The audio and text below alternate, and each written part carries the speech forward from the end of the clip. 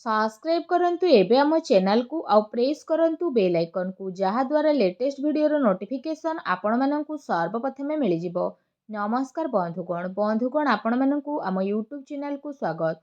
बंधुगण आज आमे जानिबा मासर द्वितीय सप्ताह अर्थात 8 रु 14 तारिखर दिनटी आपणकर किपरि कटिबो केउ प्रकार आजिर दिन को आपण माने प्लानिंग करिवे विशेष भाबरे जदि आमे आपण माननकु कहिबु तो आज आपणकर स्वास्थ्य किपरि रहिबो ता सहित आपणक क्यारियर किपरि रहिबो बिजनेस और व्यापार किपरि रहिबो ए दिन रे ता सहित स्वास्थ्यर महत्वपूर्ण इनफॉरमेशन मध्ये भिडियो रे आमे आपण माननकु कहबु और वीडियो शेष रे उपाय विषय मध्ये आमे आपणकु कहबु जहा द्वारा ए सप्ताह को आपण आहुरी अधिक शुभ और मंगलदायक भर साब्यस्त करि परिबे।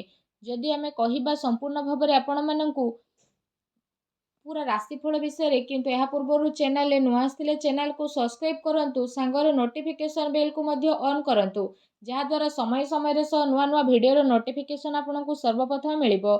आसंतु जानिबा किपरि रहिबो 8 रु 14 तारिख पर्यंत दिन आपणकर। जदि सबुठारु प्रथमे कहबा कि कोन ए दिन रे आपनको पई विशेष भाबरे पॉजिटिव रहिबा पई जाउची जदि आमे आपण माननकु कहबु ए समय अवधि रे आपणकर विशेष भाबरे वित्तीय स्थिति रे काफी सुधार आसी जिवो। किछि नुआ आरंभ करिबा पई ए दिन आपणक पई बहुत ही भलो रहिबो आ अनुकूल रहिबो। आपणकर परिश्रम आ प्रयास द्वारा ए सेकेंड वीक रे आपणक सामना रे सफलता मिलिबो। विवाह योग्य लोकंक पई कोनोसी भलो संपर्क आसी पारे बा कथाबार्ता मध्य घरे आपणकर होई पारे। एहा सहित समाज एवं संपर्कियंक सहित आपणकर प्रभावशाली व्यक्तित्व आउ सरल स्वभाव कारणरू आपणकर मान प्रतिष्ठा बनिक रहिबो। समय आपणकर किछि मिलाजुला प्रभाव मध्ये आपणक पई नेकी आसुछे किंतु जदि कहिबा ताको बहुत भलो बनेइबा आपणकर काम अटे।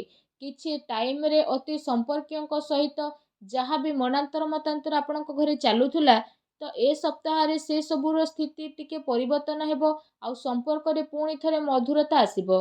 प्रतिष्ठा लोकंक सह मेलमेलाप बढ़िबो जहाँ आपणकर भविष्यत पई बहुत ही लाभदायक सिद्ध हेबो।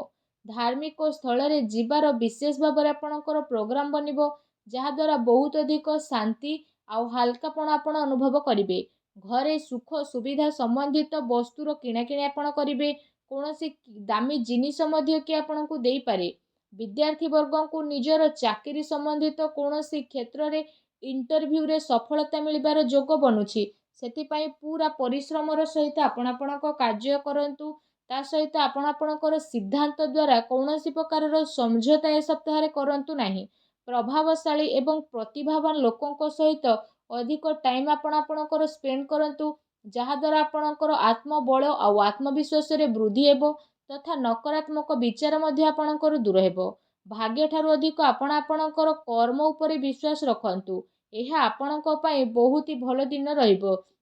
आसंतु जानिबा ए सप्ताह रे आपणक पई कोन नेगेटिव रहिबाकू जाउची। कोनोसी पारिवारिक कथाबार्ता को नै भाई भौणी भितर ए सप्ताह रे लड़ाई झगड़ा होई पारे। घरर वृद्धंकर परामर्श द्वारा संबंध को खराब हेबा ठारू बचेई कि रखंतु ता सहित घर नाम रे कि आपणकर नुकसान मध्य करि पारे सेति पई आपण सावधान रहंतु।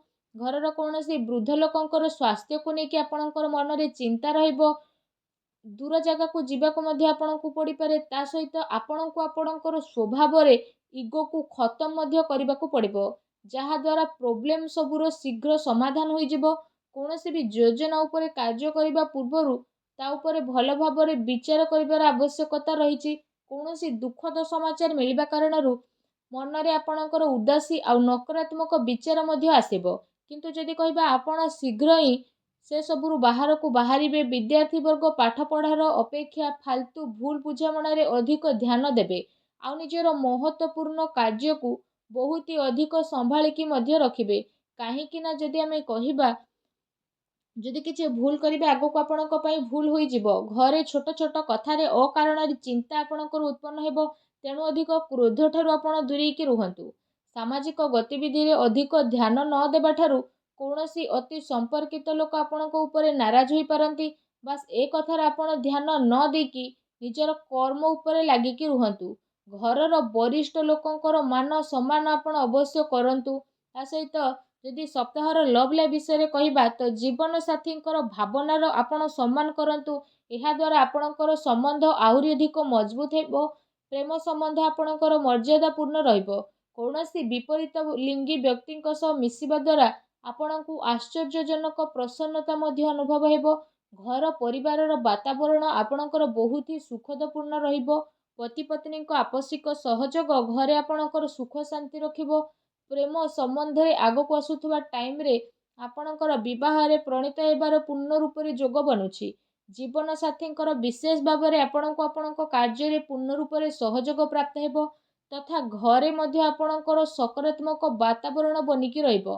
ଏହା ସହିତ ଯଦି କହିବା ନିଜର ବ୍ୟସ୍ତତା ଭିତରେ କିଛି ଟାଇମ୍ ଆପଣ ଆପଣଙ୍କ ପରିବାରର ପିଲାଙ୍କ ସହ ବାହାର କରିବାର ଅତି ଆବଶ୍ୟକତା ରହିଛି। ଏହାଦ୍ୱାରା ପରିବାରରେ ଆପଣଙ୍କର ରେସ୍ପେକ୍ଟ ଆହୁରି ଅଧିକ ବଢ଼ିଯିବ। ଆସନ୍ତୁ ଜାଣିବା ଏ ଦିନରେ ଆପଣଙ୍କର ବ୍ୟବସାୟ ଓ କ୍ୟାରିୟର କିପରି ରହିବ।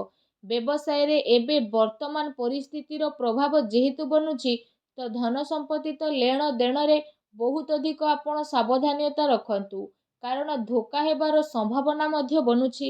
ଚାକିରି ପେଶା ବ୍ୟକ୍ତିଙ୍କର ଅଫିସର ମାହୋଲ ବହୁତ ହିଁ ଶାନ୍ତିପୂର୍ଣ୍ଣ ରହିବ।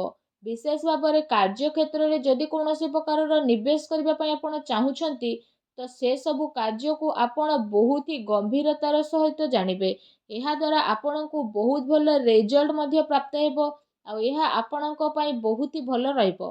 ଚାକିରିରେ ନୂଆ ସମ୍ଭାବନା ମିଳିବାର ବହୁତ ଅଧିକ ଆଶା ରହିଛି। ଏହା ସହିତ କାର୍ଯ୍ୟକ୍ଷେତ୍ରରେ ଅନ୍ୟର ହସ୍ତକ୍ଷେପ ଦ୍ୱାରା କର୍ମଚାରୀଙ୍କ ଭିତରେ ମତାନ୍ତର ମନାନ୍ତର ହୋଇପାରେ। ସେଥିପାଇଁ ନିଜର ନିର୍ଣ୍ଣୟକୁ ପ୍ରାଥମିକତା ଦିଅନ୍ତୁ ତଥା ବ୍ୟବସାୟିକ ଗତିବିଧିରେ ନିଜର କଡ଼ା ନଜର ରଖନ୍ତୁ। ଏହା ସହ ଚାକିରି ପେଶା ବ୍ୟକ୍ତି ମଧ୍ୟ ଅଫିସରେ ପଲିଟିକ୍ସର ଶିକାର ମଧ୍ୟ ହୋଇପାରନ୍ତି, ତେଣୁ ଟିକେ ସାବଧାନ ରୁହନ୍ତୁ। ଏହା ସହିତ ଏ ଦିନରେ ଆପଣ କୌଣସି କାରଣରୁ କାର୍ଯ୍ୟ କ୍ଷେତ୍ରରେ ଅଧିକ ସମୟ ଦେଇପାରିବେ ନାହିଁ ତଥା ସହଯୋଗୀ ଏବଂ କର୍ମଚାରୀଙ୍କର ଆପଣଙ୍କୁ ଉଚିତ ସପୋର୍ଟ ମଧ୍ୟ ମିଳିବ। ଚାକିରି ପେଶା ବ୍ୟକ୍ତିବିଶେଷଙ୍କୁ ନିଜର ଉଚ୍ଚ ଅଧିକାରୀଙ୍କର ପୂର୍ଣ୍ଣ ରୂପରେ ସହଯୋଗ ମିଳିବ। ବ୍ୟବସାୟିକ କ୍ଷେତ୍ରରେ ଯଦି କହିବା ଆପଣଙ୍କର କାର୍ଯ୍ୟକ୍ଷମତାର ସଫଳତା ମିଳିବା କାରଣରୁ ବହୁତ ଅଧିକ ସଫଳତା ଆପଣ ପାଇ ମଧ୍ୟ ଯିବେ। ଏହାଦ୍ୱାରା ପ୍ରତ୍ୟେକ କାର୍ଯ୍ୟକୁ ଆପଣ ବହୁତ ହି ଗମ୍ଭୀରତାର ସହ ଆଗକୁ ନେବେ। ଚାକିରି ପେଶା ବ୍ୟକ୍ତିଙ୍କୁ ତାଙ୍କର କାର୍ଯ୍ୟକ୍ଷମତା ପାଇଁ ପ୍ରୋତ୍ସାହନର ପ୍ରାପ୍ତି ହେବ, ଯାହାଦ୍ୱାରା ଆପଣଙ୍କର ମନ ବହୁତ ହି ପ୍ରସନ୍ନ ରହିବ। ଆସନ୍ତୁ ଜାଣିବା ଏ ଦିନରେ ଆପଣଙ୍କର ସ୍ୱାସ୍ଥ୍ୟ କିପରି ରହିବ। ଯଦି କହିବା ଏ ଦିନରେ ଆପଣଙ୍କ ସ୍ୱାସ୍ଥ୍ୟ ବହୁତ ହି ଉତ୍ତମ ରହିବ ତଥା ଆପଣ ଊର୍ଜାରେ ମଧ୍ୟ ଭରପୁର ରହିବେ। ଏ ସପ୍ତାହରେ ଆପଣ ନିଜେ ନିଜକୁ ବହୁତ ଖୁସି ଭରା ଆଉ ଚିନ୍ତାମୁକ୍ତ ମଧ୍ୟ ଅନୁଭବ କରିବେ। ତା ସହିତ ଏ ସପ୍ତାହ ଆପଣଙ୍କ ସ୍ୱାସ୍ଥ୍ୟ ଦୃଷ୍ଟିରୁ ବହୁତ ହି ଭଲ ଟାଇମ୍ ରହିବାକୁ ଯାଉଛି। ଏହା ସହିତ ନିଜର ସ୍ୱାସ୍ଥ୍ୟକୁ ଆହୁରି ଅଧିକ ଭଲ କରିବା ପାଇଁ ଆପଣ ପ୍ରତ୍ୟେକ ଦିନ ଯୋଗ କରନ୍ତୁ, ବ୍ୟାୟାମ କରନ୍ତୁ, ସୁସ୍ଥ ରୁହନ୍ତୁ। ଆସନ୍ତୁ ଜାଣିବା ଏ ସପ୍ତାହରେ ଆପଣଙ୍କ ପାଇଁ କ'ଣ ବିଶେଷ ଉପାୟ ରହିଛି। ଯଦି କହିବା ସପ୍ତାହରେ ଆପଣ ପ୍ରତ୍ୟେକ ଦିନ ତୁଳସୀ ଚଉରା ପାଖରେ ସନ୍ଧ୍ୟା ସମୟରେ ଘିଅର ଦୀପ ଲଗାନ୍ତୁ। ତା ସହିତ ପକ୍ଷୀମାନଙ୍କୁ ଘରର ଛାତ ଉପରେ ଦାନା ଖାଇବାକୁ ଦିଅନ୍ତୁ, ଗାଈକୁ ସବୁଜ ଘାସ ଖାଇବାକୁ ଦିଅନ୍ତୁ। ଏହାଦ୍ୱାରା ଘରର ସମସ୍ତ ନକାରାତ୍ମକ ଶକ୍ତିର ବିନାଶ ହୋଇଯିବ ଆଉ ଆପଣଙ୍କୁ ଶୁଭ ଫଳ ପ୍ରାପ୍ତି ହେବ। ଭିଡ଼ିଓଟି କେମିତି ଲାଗିଲା କମେଣ୍ଟ କରିକି ଜଣାନ୍ତୁ। ଆଉ ଯଦି ଚ୍ୟାନେଲରେ ନୂଆ କରି ଆସିଛନ୍ତି ଚ୍ୟାନେଲକୁ ସବସ୍କ୍ରାଇବ୍ ମଧ୍ୟ କରନ୍ତୁ। ଧନ୍ୟବାଦ।